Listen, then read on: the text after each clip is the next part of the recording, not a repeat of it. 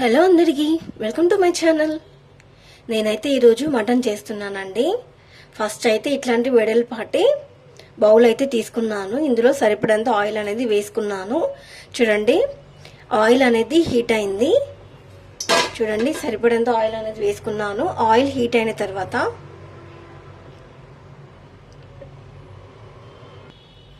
చూడండి, ఆయిల్ అయితే హీట్ అయిపోయింది.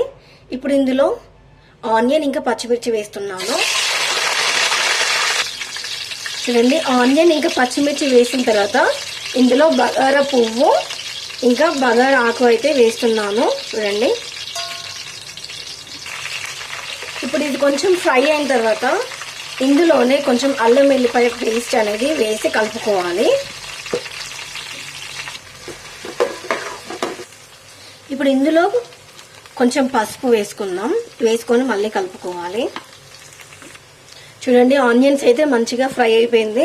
ఇప్పుడు మటన్ అనేది ఫ్రెష్గా కడుక్కున్న మటన్ అనేది ఇప్పుడు ఇందులో వేస్తున్నాను. చూడండి, మటన్ అనేది వేసిన తర్వాత ఇట్లా బాగా కలుపుకోవాలి ఒక 5 minutes.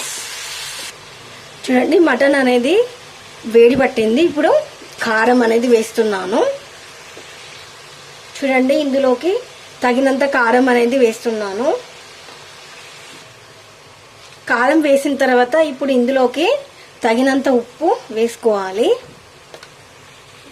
ఉప్పు కారం అనేది వేసుకున్న తర్వాత ఫుల్లో పెట్టి ఇట్లా బాగా కలుపుకోవాలి.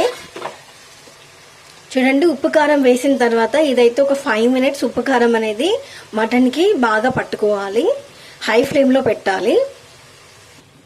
చూడండి, ఇప్పుడు ఒక 5 minutes తర్వాత ఇప్పుడు ఈ పౌడర్ని వేసుకోవాలి.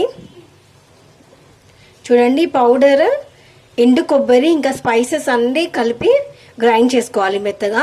చూడండి ఎంత మెత్తగా ఉందో. ఇప్పుడు ఇది వేసుకొని కలుపుకోవాలి.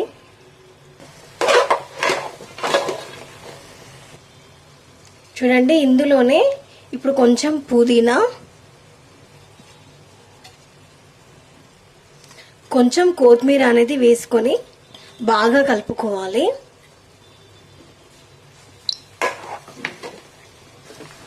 చూడండి, మటన్ అయితే ఎంత బాగా ఫ్రై అవుతుందో.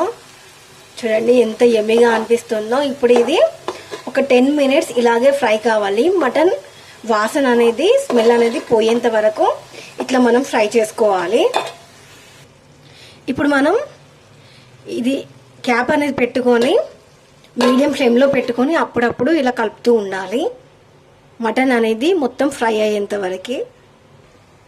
చూడండి, ఇప్పుడు ఒక 15 minutes తర్వాత చూడండి మటన్ అనేది ఇలాగా ఫ్రై అయిపోయింది. ఇప్పుడు మళ్ళీ ఒకసారి ఫుల్ ఫ్లేమ్లో పెట్టి ఇట్లా మంచిగా కలుపుకొని ఇప్పుడు ఫ్రై అయిన మటన్ అంతా ప్రెషర్ కుక్కర్లోకి తీసుకుందామండి ఉడికించుకోవడానికి. చూడండి, బాగా ఫ్రై అయిందో. ఇప్పుడు ఇది మనం ప్రెషర్ కుక్కర్లోకి తీసుకుందాము ఉడికించుకోవడానికి. చూడండి, మటన్ మొత్తం ఇందులోకి తీసుకున్నాము కుక్కర్లోకి.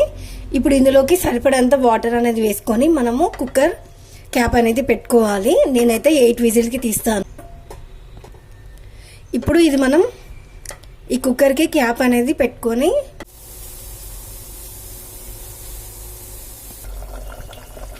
చూడండి, మటన్ అనేది విజిల్లో పెట్టిన తర్వాత 8 విజిల్కి తీసాను. చూడండి, ముక్క అనేది బాగా ఉడికిపోయింది.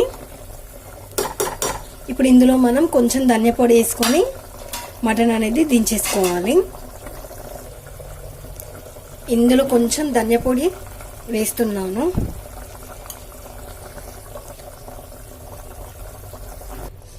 చూడండి, మటన్ అనేది రెడీ అయిపోయింది. చాలా గ్రేవీగా వచ్చిందండి. మీరు కూడా ట్రై చేయండి ఈ రెసిపీని. నా ఛానల్ని సబ్స్క్రైబ్ చేయండి మరిన్ని వీడియోస్ కోసం. Thank you.